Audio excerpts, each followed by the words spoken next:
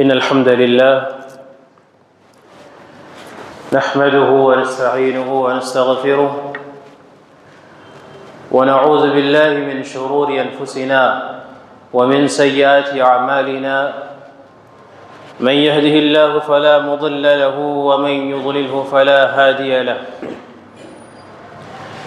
व अशहदु अन ला इलाहा इल्लल्लाह वहदहु ला शरीका लहु व अशहदु अन्न मुहम्मदन अब्दुहु व रसूलुहु या अय्युहल्लज़ीना आमनु इत्तक़ुल्लाह हक़्क़ तुक़ातिहि व ला तमूतुन्न इल्ला व अंतुम मुस्लिमून या अय्युहन्नासु इत्तक़ू रब्बकुमुल्लज़ी ख़लक़कुम मिन नफ्सिन वाहिदह व ख़लक़ मिनहा ज़ौजहा व बस्स मिनहुमा रिजालन कसीरन व निसाअ वत्तक़ुल्लाह अल्लज़ी तसाअलून बिही वल अर्हाम इन्नल्लाह कान अलैकुम रक़ीबा या अय्युहल्लज़ीना आमनु इत्तक़ुल्लाह व क़ूलू क़ौलन सदीदा युस्लिह लकुम अअमालकुम व यग़फिर लकुम ज़ुनूबकुम व मन युति'िल्लाह व रसूलहु फ़क़द फ़ाज़ फ़ौज़न अज़ीमा अम्मा बअद फ़इन्न खैरल हदीस किताबुल्लाह व खैरल हदी हदी मुहम्मदिन सल्लल्लाहु अलैहि वसल्लम व शर्रल उमूरि मुहदसातुहा व कुल्ल मुहदसतिन बिदअह व कुल्ल बिदअतिन ज़लालह व कुल्ल ज़लालतिन फिन्नार औज़ु बिल्लाहि मिनश शैतानिर रजीम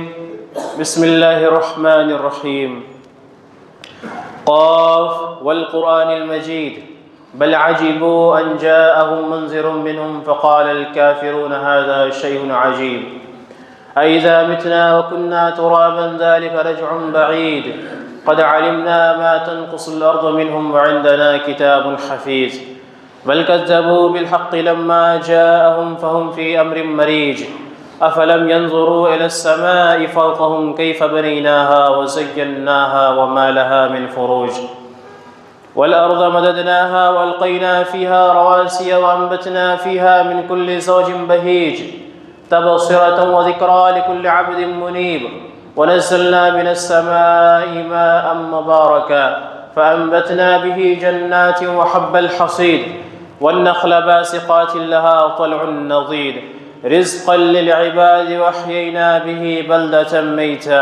कज़ालिकल ख़ुरूज कज़्ज़बत क़ब्लहुम क़ौम नूह व अस्हाबुर रस्स व समूद व आद व फ़िरऔन व इख़्वानु लूत व अस्हाबुल ऐकति व क़ौम तुब्बअ कुल्लुन कज़्ज़बर रुसुल फ़हक़्क़ वईद अफ़अयीना बिल ख़ल्क़िल अव्वल बल हुम फ़ी लब्सिन मिन ख़ल्क़िन जदीद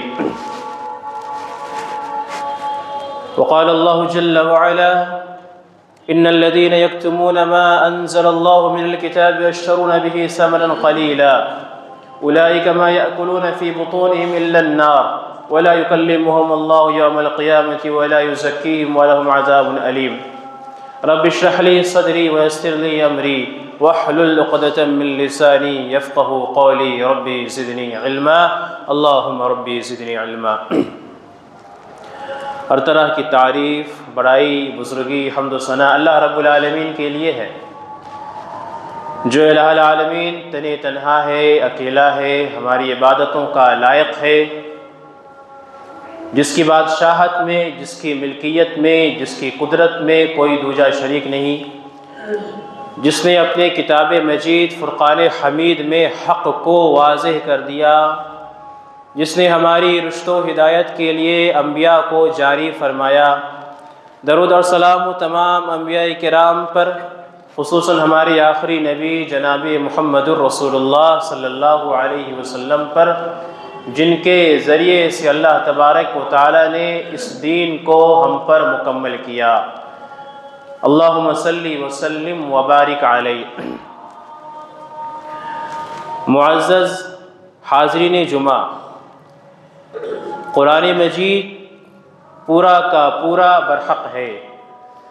और इसके ज़रिए से अल्लाह तबारक व तआला ने जिस पैगाम की तालीम और तबलीग हमें दी है वो पैगाम भी बरहक़ है। قرآن مجید کے اندر جا بجا اللہ تبارک و تعالیٰ نے ارشاد فرمایا کہ اللہ نے جو نازل کیا ہے وہ حق ہے۔ ذالک بأن اللہ نزل الکتاب بالحق، کہ اللہ تبارک و تعالیٰ نے جس کتاب کو نازل کیا ہے وہ کتاب برحق ہے۔ انا انزلنا الیک الکتاب بالحق، ہم نے آپ کی طرف جو کتاب نازل فرمائی ہے وہ برحق ہے۔ تو اللہ تبارک و تعالیٰ کی طرف سے حق واضح ہو چکا، حق کی تبلیغ ہمارے درمیان کی جا چکی، لیکن ساتھ ہی ساتھ یہ بات بھی ذہن نشیں رہنی چاہیے کہ حق کئی نہیں ہوتے ہیں، حق تعداد میں کئی سارے نہیں ہوتے ہیں، حق تعداد میں صرف ایک ہی ہوتا ہے۔ یا تو وہ حق ہوگا یا پھر اگر حق نہیں ہے تو وہ باطل ہوگا۔ ایسا نہیں ہے کہ یہ بھی حق ہے وہ بھی حق ہے فلاں بھی حق ہے اور سارے کے سارے برحق ہیں۔ یا تو حق ہے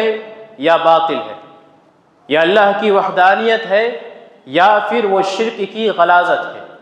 یا تو نبی کی سنت ہے یا پھر بدعت کی خرافات ہے،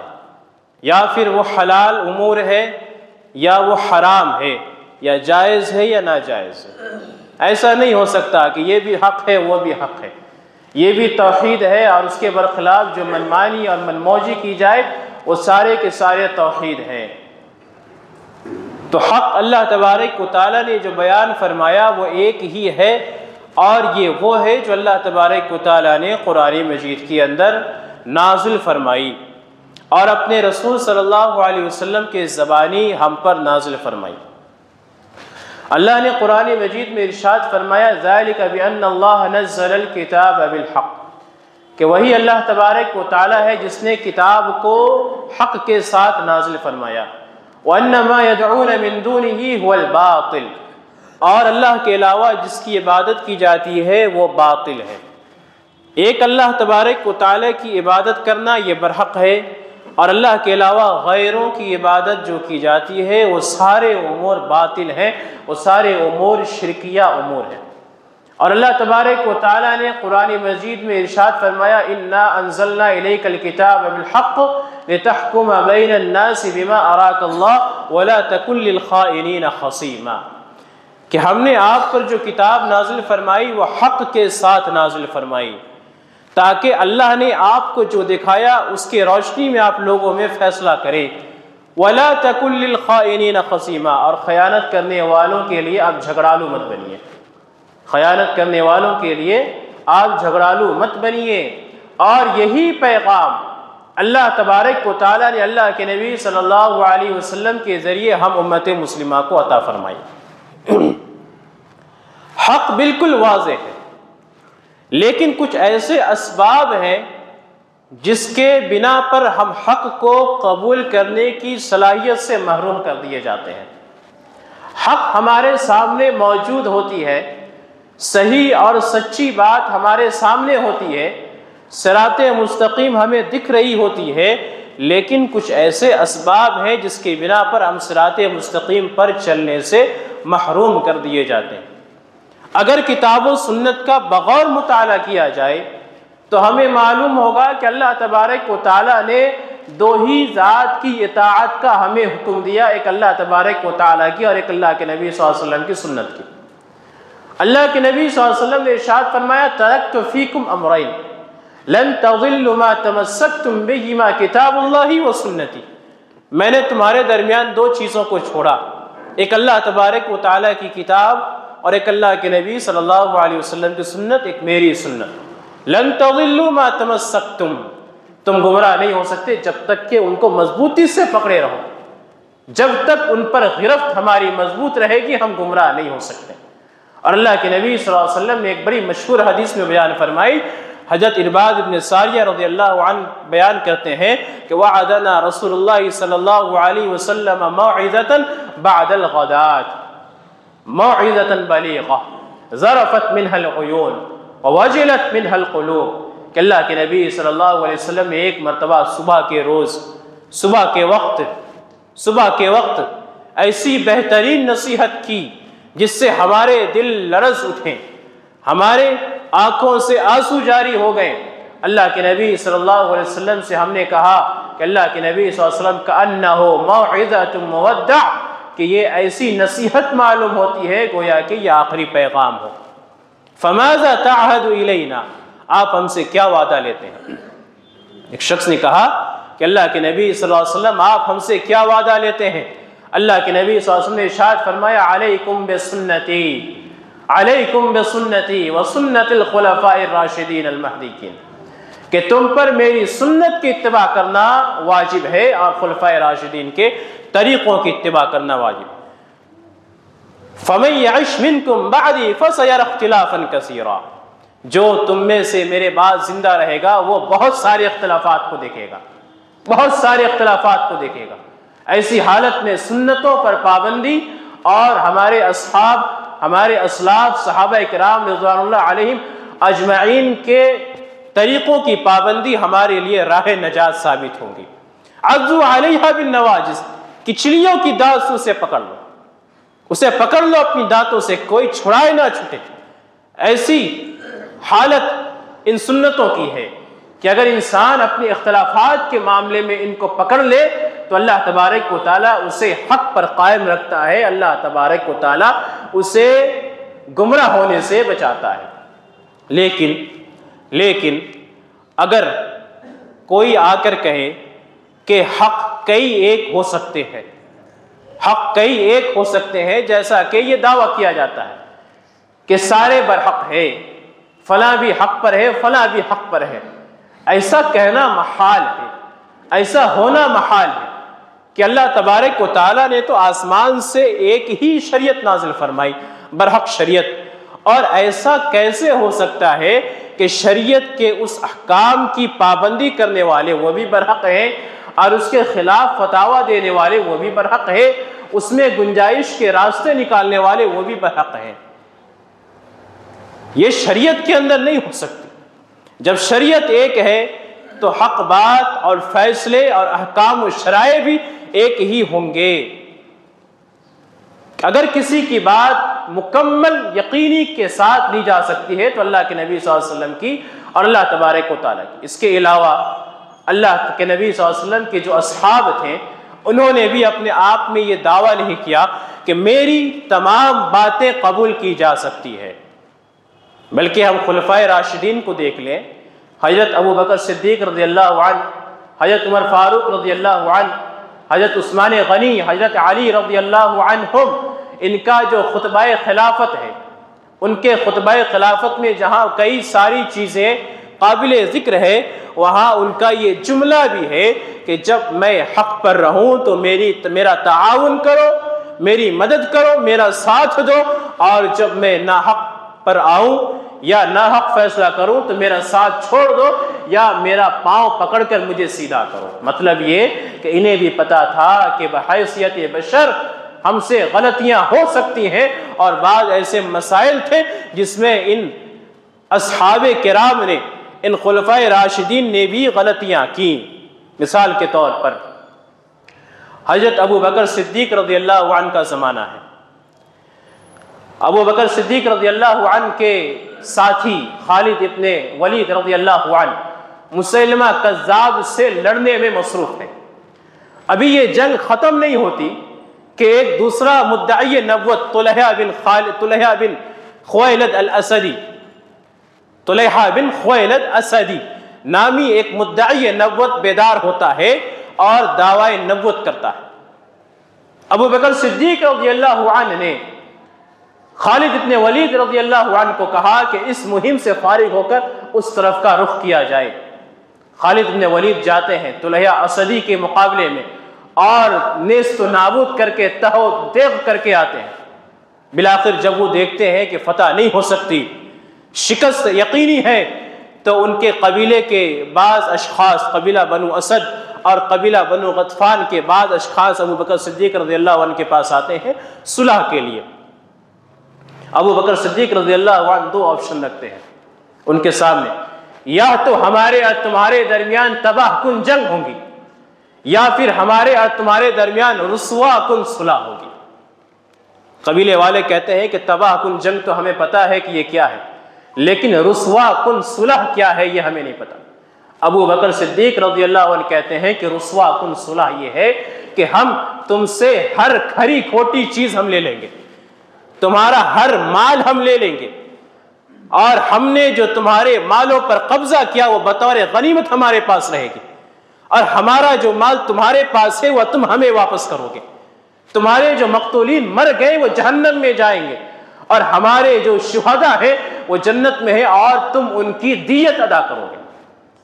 یہ بات جب قبیلے والوں کو بتائی گئی تو عمر فاروق رضی اللہ عنہ بھی تھے اس مجلس میں، انہوں نے کہا کہ ابو بکر صدیق رضی اللہ عنہ سے مخاطب ہو کر انہوں نے کہا کہ مجھے بھی اپنی رائے رکھنے کا موقع دیجیے۔ عمر فاروق رضی اللہ عنہ نے کہا کہ آپ کے ساری باتوں سے مجھے اتفاق ہے سوائے ایک بات کے، وہ یہ کہ ہمارے جو شہداء ہیں انہوں نے اللہ تبارک و تعالیٰ کی رضا کے لیے درجہ شہادت کو حاصل کیا، ہم اس میں دنیاوی مال و متاع، دنیاوی مفاد ہم حاصل کرنا نہیں چاہتے، ہم اس کی دیت نہیں لینا چاہتے، ہم اللہ تبارک و تعالیٰ سے اجر کے خواہش مند ہیں کہ اللہ تبارک و تعالیٰ ہمارے شہداء کو شہید کا درجہ عطا فرمائے اور اعلیٰ مقام پر عطا فرمائے۔ دیگر صحابہ کرام نے بھی اس کی تائید کی اور ابو بکر صدیق رضی اللہ عنہ نے دیت کا معاملہ کینسل کر دیا۔ تو کوئی نہیں کہہ سکتا اللہ کے نبی صلی اللہ علیہ وسلم کے جانے کے بعد کہ اس کی تمام باتیں صحیح ہو سکتی ہے اور اس کی تمام باتیں قبول کی جا سکتی ہیں۔ ابو بکر صدیق رضی اللہ عنہ کے بعد حضرت عمر فاروق رضی اللہ عنہ کا زمانہ آتا ہے۔ عمر فاروق رضی اللہ عنہ کے بیٹے عبداللہ ابن عمر اور ان کے بیٹے یعنی عمر فاروق کے پوتے سالم ابن عبداللہ ابن عمر کہتے ہیں کہ ایک شامی شخص آتا ہے عبداللہ ابن عمر کے پاس اور ایک فتویٰ طلب کرتا ہے حج تمتع کے بارے میں۔ حج تمتع کہتے ہیں کہ ایک آدمی جب حج کرنے جا رہا ہے تو اس نے نیت کی، عمرہ کی، اور عمرہ کی نیت کرنے کے بعد وہ حلال ہو جاتا ہے، پھر وہ حج کی نیت کرتا ہے۔ تمتع یعنی وہ درمیان میں فائدہ اٹھاتا ہے، بس یہ کہ وہ اپنی بیوی کے ساتھ ہم بستری اور جمع وغیرہ وہ نہیں کر سکتا اور نہ ہی شکار وغیرہ وہ کھیل سکتا ہے۔ تو حج تمتع کے تعلق سے اس نے سوال کیا۔ عبداللہ ابن عمر رضی اللہ عنہ نے کہا کہ بالکل حج تمتع کر سکتے ہیں۔ اس شامی شخص نے کہا لیکن آپ کے والد صاحب تو حج تمتع سے روکتے ہیں۔ عبداللہ ابن عمر رضی اللہ عنہ نے کہا کہ کیا اللہ کے نبی صلی اللہ علیہ وسلم نے جو کیا تم اسے قبول کرو گے یا ہمارے والد نے جو فتویٰ دیا اسے قبول کرو گے؟ فقد صنع رسول اللہ صلی اللہ علیہ وسلم، اللہ کے نبی صلی اللہ علیہ وسلم نے حج تمتع کیا ہے۔ وہ شخص کہتا ہے کہ نہیں، اللہ کے نبی صلی اللہ علیہ وسلم نے جو فتویٰ دیا، اللہ کے نبی صلی اللہ علیہ وسلم کا جو قول ہے میں اسے قبول کروں گا۔ تو صحابہ کرام کے درمیان بھی کوئی صحابی اپنے آپ میں یہ دعویٰ نہیں کر سکتا تھا کہ اس کی تمام باتیں من و عن رسول اللہ صلی اللہ علیہ وسلم کے مقابلے میں ہے۔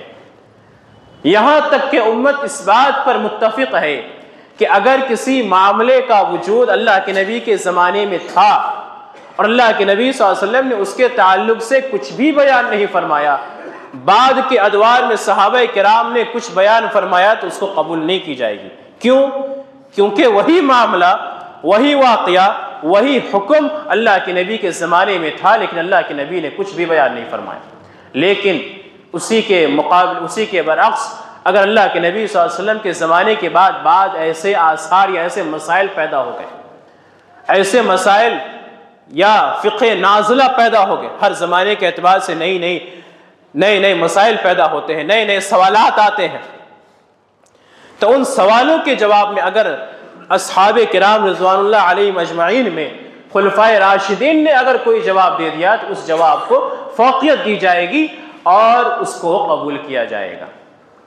تو صحابہ کرام کے درمیان بھی یہ بات تھی کہ اگر کوئی معصوم عن الخطا ہے تو اللہ کے نبی صلی اللہ علیہ وسلم ہے، اگر کسی نے مکمل حق بات کہی ہے تو اللہ کے نبی صلی اللہ علیہ وسلم نے۔ اللہ کے نبی نے عبداللہ ابن عمرو ابن عاص رضی اللہ عنہ کو مخاطب کر کے کہا تھا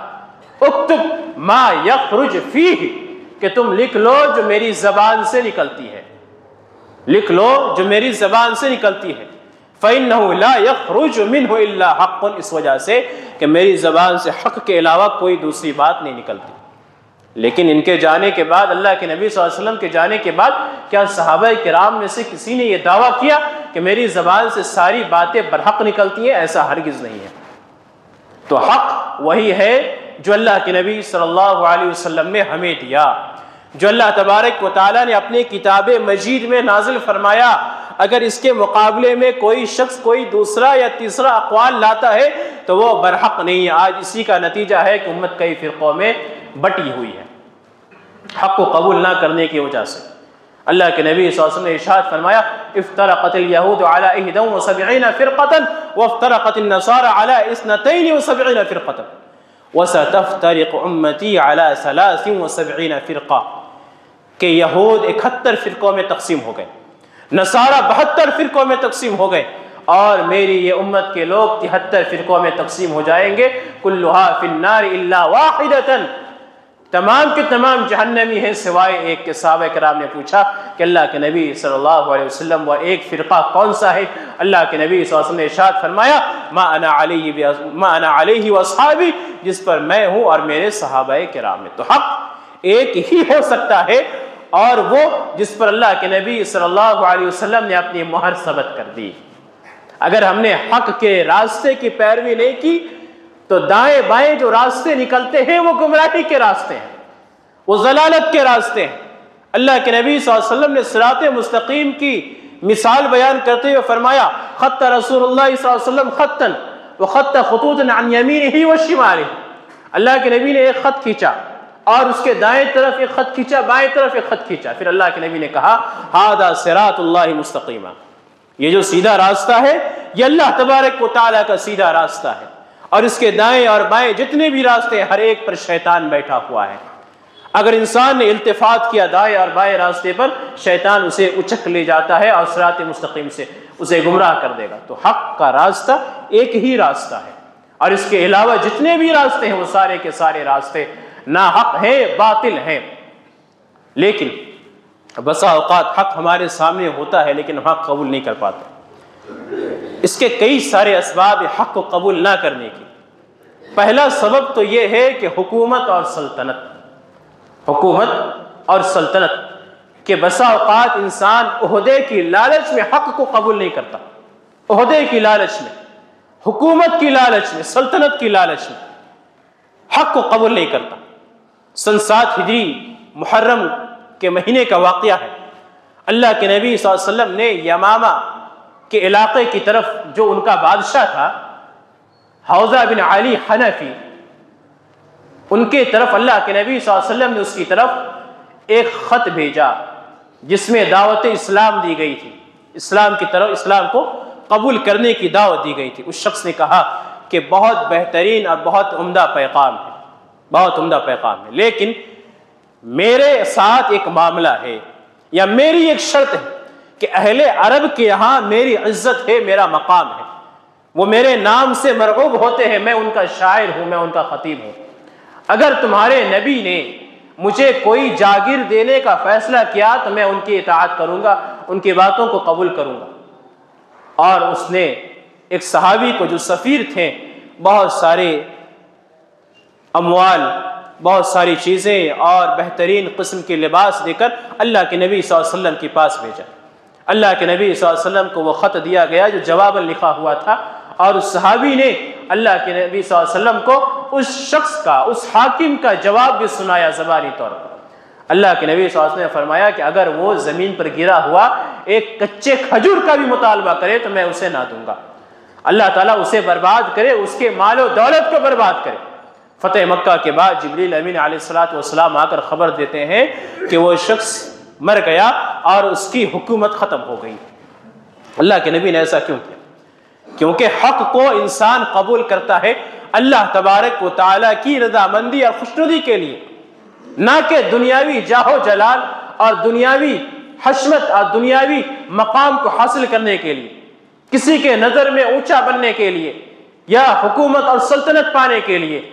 یا بعض جماعت کا امیر بننے کے لیے۔ اگر اس نے ایسا کیا تو گویا کہ اس نے حق کو اللہ کے لیے قبول نہ کیا، اس نے دنیا والوں کو دکھلانے کے لیے منافقت اختیار کی۔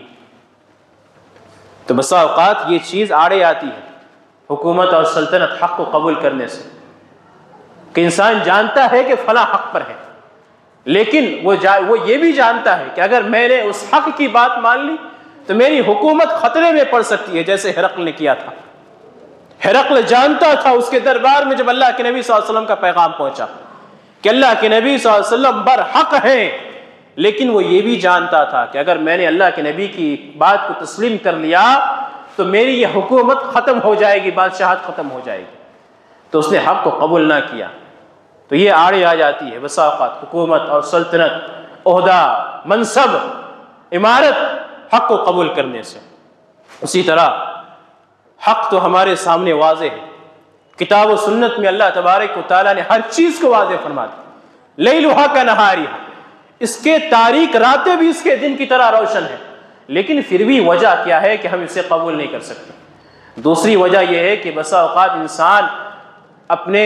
حسد میں حق کو قبول نہیں کرتا ہے، حسد میں حق کو قبول نہیں کرتا ہے۔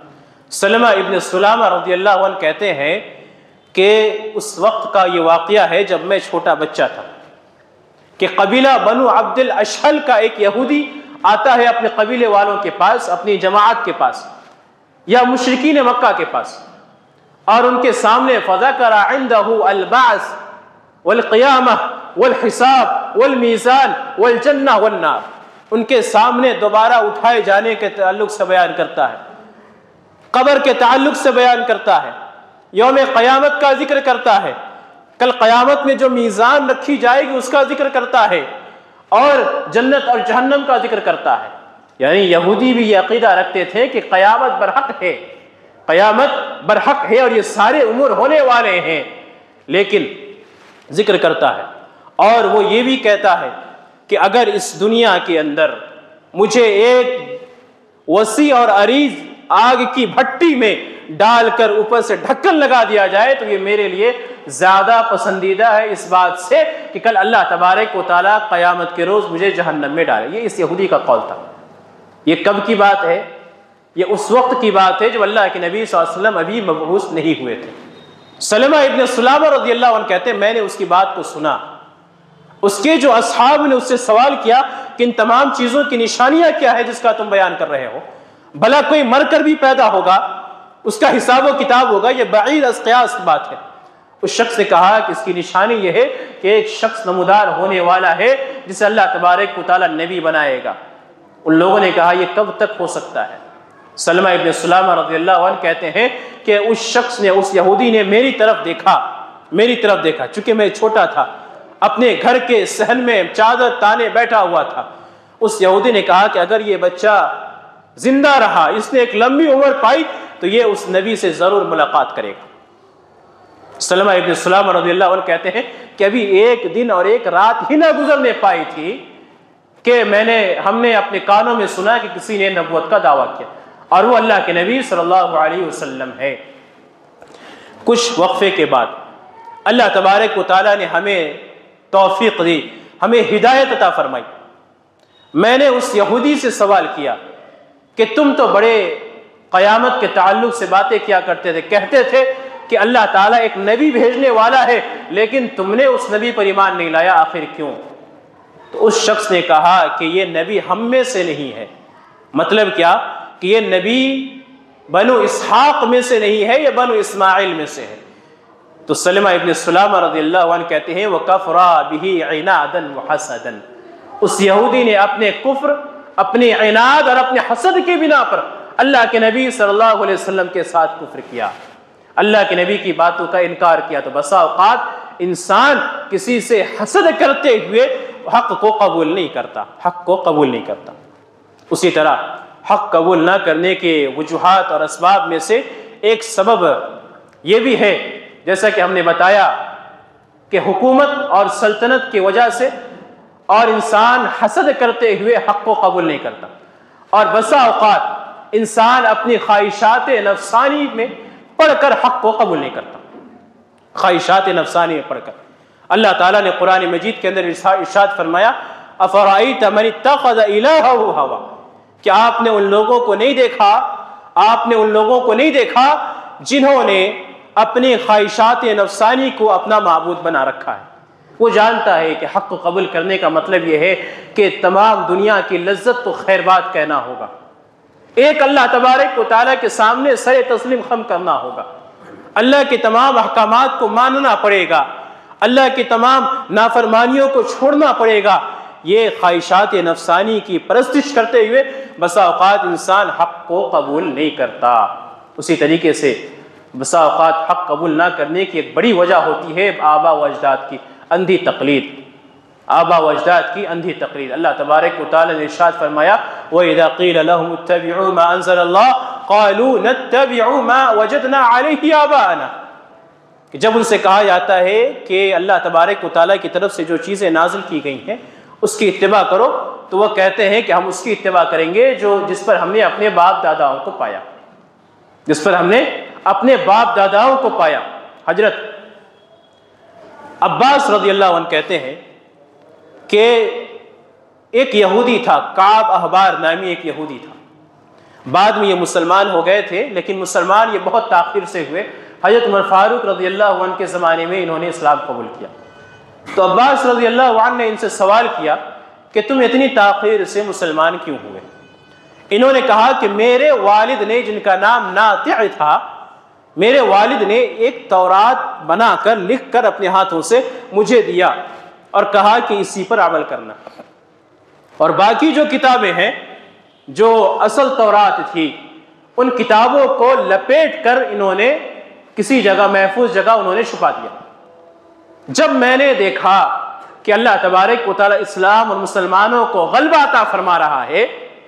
تو میرے دل میں یہ شوق پیدا ہوا اور یہ حرص جاگا کہ ایسی کیا بات ہے کہ یہ غالب پر غالب ہوتے ہوئے چلے جا رہے ہیں۔ کعب احبار رضی اللہ عنہ کہتے ہیں کہ میں نے اس کتاب کو چھوڑا اور جس کتاب کو میرے والد نے تہ کر کے رکھ دیا تھا، چھپا دیا تھا، میں نے اس کو پڑھنا شروع کیا، تو میں نے اس کتاب کے اندر اللہ کے نبی صلی اللہ علیہ وسلم کی اور مسلمانوں کی ان تمام صفات کو، ان تمام اوصاف کو پڑھا جو میں اپنی آنکھوں سے ان کے اندر دیکھ رہا ہوں، تو میں مسلمان ہو گیا۔ تو بسا اوقات انسان باپ داداؤں کی اندھی تقلید میں حق کو قبول نہیں کرتا، حق کو قبول نہیں کرتا، لیکن ایک سچا اور پکا مسلمان وہ ہوتا ہے جس کے سامنے حق آ جائے، اب اس کے مقابلے میں اگرچہ سارا معاشرہ ہے، ہمارے باپ داداؤں کی زندگی گزر گئی اس کے مقابلے میں، اس سے ہمیں کوئی مطلب نہیں، حق جو ہے ہم اسے قبول کریں گے۔ ابن وہب رحمہ اللہ جو مصر کے بڑے عالم تھے، مصر کے بڑے کبار علماء میں سے اور محدثین میں سے گزرے، وہ کہتے ہیں کہ جب میں مدینہ آیا تو مدینہ منورہ کے اندر امام مالک ابن انس رحمہ اللہ کا درس ہوا کرتا تھا، میں ان کے درس میں بیٹھ گیا۔ ایک شخص نے سوال کیا امام مالک رحمہ اللہ سے کہ پاؤں کی انگلیوں کے درمیان خلال کرنا کیسا ہے؟ امام مالک ابن انس رحمہ اللہ نے کہا کہ ضروری نہیں ہے۔ میں اس مجلس میں بیٹھا رہا، جب مجلس کچھ خالی ہو گئی، سناٹا ہو گیا، میں امام مالک ابن انس رحمہ اللہ کے پاس آیا اور میں نے ان سے کہا کہ عندنا فیہ سنہ، کہ ہمارے پاس اس کے تعلق سے ایک سنت ہے، ایک حدیث ہے۔ مالک ابن انس رحمہ اللہ نے کہا کہ وہ حدیث کیا ہے؟ تو ابن وہب رحمہ اللہ نے کہا کہ مجھ سے میرے استاد لیث ابن سعد رحمہ اللہ نے بیان کیا کہ ان سے ایک صحابی مستورد ابن شداد القرشی رضی اللہ عنہ نے بیان فرمایا کہ کان النبی صلی اللہ علیہ وسلم یدلک بخنصر، خنصر چھوٹی انگلی کو خنصر کہتے ہیں، کان النبی صلی اللہ علیہ وسلم یدلک بخنصرہ ما بین اصابع رجلئی، کہ اللہ کے نبی صلی اللہ علیہ وسلم اپنی چھوٹی انگلیوں سے اپنے پاؤں کی انگلیوں کے درمیان خلال کیا کرتے تھے، پاؤں کی انگلیوں کے درمیان خلال کیا کرتے تھے۔ خنصر کہتے ہیں چھوٹی انگلی سب، جسے ہم اپنی زبان میں کانی انگلی کہہ لیں۔ تو اللہ کے نبی صلی اللہ علیہ وسلم اپنی چھوٹی انگلی سے پاؤں کی انگلیوں کے درمیان خلال کرتے تھے۔ مالک ابن انس رحمہ اللہ نے کہا کہ ھذا حدیث حسن، یہ بہت بہترین حدیث ہے۔ اس کے بعد ابن وہب رحمہ اللہ کہتے ہیں کہ امام مالک رحمہ اللہ سے کوئی بھی سوال کرتا اس مسئلے میں تو وہ اسے انگلیوں کے درمیان خلال کرنے کا حکم دیتے اور وہ جواب دیتے۔ تو یہ ایک سچے مسلمان کی علامت ہونی چاہیے کہ اگر اس کے مقابلے میں حق آ جائے، آپ کا جتنا بھی بڑا مقام ہے، مرتبہ ہے، ہم حق کو قبول کریں گے۔ اس کے مقابلے میں اگر کوئی باطل ہے ہمارا نظریہ غلط ہو سکتا ہے لیکن شرعی احکام شرعی نصوص غلط نہیں ہو سکتے۔ اسی طریقے سے ابو بکر ابن عربی رحمہ اللہ جو احکام القرآن کے بڑے مصنف ہیں، وہ بیان کرتے ہیں کہ مجھ سے میرے استاد نے بیان کیا، محمد ابن قاسم العثمانی رحمہ اللہ نے، وہ کہتے ہیں کہ میں مصر گیا، مصر میں ایک بہت بڑے عالم تھے ابو الفضل الجوہری کر کے، میں ان کے درس میں شریک ہوا اور ان کے درس میں بیٹھا تھا۔ انہوں نے ایک جملہ ارشاد فرمایا، طلق رسول اللہ صلی اللہ علیہ وسلم وظاہرا وآلا، کہ اللہ کے نبی صلی اللہ علیہ وسلم نے طلاق دیا، اللہ کے نبی صلی اللہ علیہ وسلم نے زہار کیا اور اللہ کے نبی صلی اللہ علیہ وسلم نے ایلا کیا۔ طلاق تو پتہ ہے کیا ہے، زہار کہتے ہیں کہ اپنی بیوی کو کہنا کہ تم میری ماں کی طرح یا تم میری بہن کی طرح، جس طریقے سے ماں اور بہن سے ہم بستری نہیں ہو سکتی، اپنی بیوی کو یہ کہنا کہ تم میری ماں کی طرح ہو یا تم میری بہن کی طرح ہو۔ زہار کرنے والا اگر اپنی زہار کرنے والے پر اللہ تبارک و تعالیٰ سورہ مجادلہ میں کفارہ نازل فرمایا کہ وہ 60 دن کا پے در پہ روزہ رکھے گا، ایک غلام آزاد کرے گا یا 60 دن کا پے در پہ روزہ رکھے گا یا 60 مسکینوں کو کھانا کھلائے گا۔ تو یہ کفارہ اللہ تبارک و تعالیٰ نازل فرمایا۔ اسی طریقے سے ایلا، یہ اللہ کے نبی صلی اللہ علیہ وسلم نے کیا ایلا، لیکن اللہ کے نبی نے زہار نہیں کیا۔ کیوں نہیں کیا؟ کیونکہ یہ زہار مکروہ فعل ہے، مکروہ فعل ہے۔ تو کہتے ہیں محمد ابن قاسم العثمانی رحمہ اللہ، میں اس شیخ کے پیچھے پیچھے ہو لیا ان کے گھر تک۔ اس شیخ نے کہا کہ کوئی مسئلہ ہے، کوئی بات ہے تو بتاؤ۔ میں نے کہا کہ ہاں ایک بات ہے، آپ نے اپنے درس میں کہا کہ اللہ کے نبی صلی اللہ علیہ وسلم نے زہار کیا، لیکن زہار تو ایک مکروہ عمل ہے، اللہ کے نبی صلی اللہ علیہ وسلم کیسے کر سکتے ہیں؟ تو فوراً ابو الفضل الجوہری کے ذہن میں آیا کہ ہاں زہار تو اللہ کے نبی صلی اللہ علیہ وسلم نہیں کر سکتے۔ اللہ کے نبی نے بعض مواقع پر ایلا ضرور کیا ہے، اپنی بیویوں سے کنارہ کشی اختیار کی اللہ کے نبی صلی اللہ علیہ وسلم، 2 مہینے تک ان کے قریب اللہ کے نبی صلی اللہ علیہ وسلم نے کی، لیکن اللہ کے نبی نے زہار نہیں کیا۔ دوسرے روز جب مجلس لگتی ہے درس کی، یہ جو شیخ جنہوں نے گزشتہ روز درس دیا تھا، یہ اپنے قول سے رجوع کر جاتے ہیں، کہتے ہیں کہ اللہ کے نبی صلی اللہ علیہ وسلم نے زہار نہیں کیا، زہار نہیں کیا۔ تو یہ اہل علم اور تقوی والوں کی علامت ہوتی ہے کہ اگر ان کے سامنے حق کو بیان کر دیا جائے تو وہ حق کو قبول کر لیتے ہیں، اپنی باتوں کو چھوڑ دیتے ہیں۔ امام شافعی رحمہ اللہ کے بارے میں جب آپ پڑھیں گے تو امام شافعی رحمہ اللہ کے تعلق سے ہر مسائل میں، تقریباً ہر مسائل میں 2 قول آتے ہیں، ایک قدیم کر کے اور ایک جدید کر کے، کہ امام شافعی رحمہ اللہ کا یہ قدیم قول ہے اور امام شافعی رحمہ اللہ کا یہ جدید قول ہے۔ قدیم قول بعض فقہ عراقی کے بنا پر ہے، بعد میں امام شافعی رحمہ اللہ نے اس سے رجوع کر لیا، اور پھر جدید نئے مسائل پر نئے طرح کے احادیث کی روشنی میں اور نصوص کی روشنی میں انہوں نے جواب دینا شروع کیا۔ اور ساتھ ہی ساتھ انہوں نے یہ بھی کہا کہ اگر قدیم قول پر کسی طرح کی کوئی بات آئے اور وہ ٹکرا جائے نصوص سے، شریعت سے، تو ان تمام کو دیوار پر دے مارو۔ تو یہ ہمارے اسلاف تھے جنہوں نے حق کو قبول کیا، لیکن آج ہمارے اندر کبر و انانیت ہے، آج ہمارے اندر عہدے کی چاہت ہے، آج ہمارے اندر حسد ہے، جس کے بنا پر ہم حق کو قبول نہیں کر سکتے۔ بسا اوقات انسان تکبر کے بنا پر بھی حق کو قبول نہیں کرتا، تکبر کے بنا پر کہ ہم کیسے حق کو قبول کریں۔ ایک شخص تھا حضرت عمر فاروق رضی اللہ عنہ کے زمانے میں، جبلہ ابن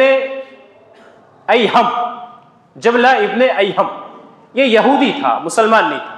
عمر فاروق رضی اللہ عنہ نے اسے کہا کہ اسلام لے آؤ، وہ کہتا ہے کہ ٹھیک ہے اسلام لے آتا ہوں۔ اسلام لانے کے بعد عمر فاروق رضی اللہ عنہ کے پاس آیا، بڑے شاہانہ اور شان و شوکت والے انداز میں۔ عمر فاروق رضی اللہ عنہ نے اس کا استقبال کیا۔ حج کا موسم آیا تو حج کے موسم میں یہ حج کرنے گیا عمر فاروق رضی اللہ عنہ کے پاس۔ یہ بڑا قیمتی لباس اس نے زیب وطن کیا ہوا تھا، اس شخص نے، کسی نے اس کے لباس پر پاؤں رکھ دیا، یہ پیچھے مڑ کر ایک تھپڑ اسے مارا، اتنے زور سے مارا کہ اس صحابی یا اس شخص کے ناک سے خون بہنے لگا۔ یہ مقدمہ عمر فاروق رضی اللہ عنہ کے دربار میں آیا۔ انہوں نے اس بادشاہ سے، جبلہ ابن ایہم سے کہا کہ یا تو معافی مانگو یا پھر قصاص لیا جائے گا۔ اس نے کہا کہ میری معافی مانگنے والی حیثیت نہیں ہے، یعنی انا ملک وہو سوقۃ، میں بادشاہ ہوں اور وہ معمولی آدمی ہے، عمر فاروق رضی اللہ عنہ نے کہا نہیں، اسلام کے اندر تم سب برابر ہو۔ وہ کہتا ہے ٹھیک، ایک رات کا موقع دیجئے، میں بتاتا ہوں کل۔ رات ہوتی ہے، وہ مدینہ چھوڑ کر بھاگ جاتا ہے اور دوبارہ عیسائی ہو جاتا ہے۔ تو یہ بسا اوقات یہ تکبر اور یہ کبر اور نخوت انسان کو حق کو قبول کرنے سے روکتی ہے۔ لیکن ہمیں ہونا تو یہ چاہیے کہ جب حق ہمارے سامنے واضح ہو جائے، کتاب اللہ اور اللہ کے نبی صلی اللہ علیہ وسلم کی سنت سے بات واضح ہو جائے، تو اب کسی نے جو کچھ کہا، ساری کائنات نے جو کچھ کہا، اس کے مقابلے میں ہم اللہ اور اس کے رسول کی باتوں کو لیں گے اور سارے کائنات کی باتوں کو ہم ایک طرف رکھیں گے۔ ہم حق کو قبول کریں گے، ہم اپنے حسد میں نہیں پڑیں گے، ہم اپنے کبر میں نہیں پڑیں گے، ہم اپنی سلطنت میں نہیں پڑیں گے، ہم حق کو قبول کرنے والے بنیں گے۔ یہی سچے پکے مومن اور یہی ہمارے اسلاف کا طریقہ ہے۔ اللہ سے دعا ہے اللہ تبارک و تعالی ہمیں سمجھنے کی توفیق عطا فرمائے۔ الہ العالمین ہمیں حق کو قبول کرنے کی توفیق عطا فرمائے۔ الہ العالمین ہمیں باطل کا قلع قمع کرنے کی توفیق عطا فرمائے۔ الہ العالمین ہمیں اللہ کے نبی صلی اللہ علیہ وسلم کی سنتوں پر عمل کرنے کی توفیق عطا فرما۔ آمین وآخر دعوانا الحمد للہ رب العالمین وما علینا الا البلاغ المبین۔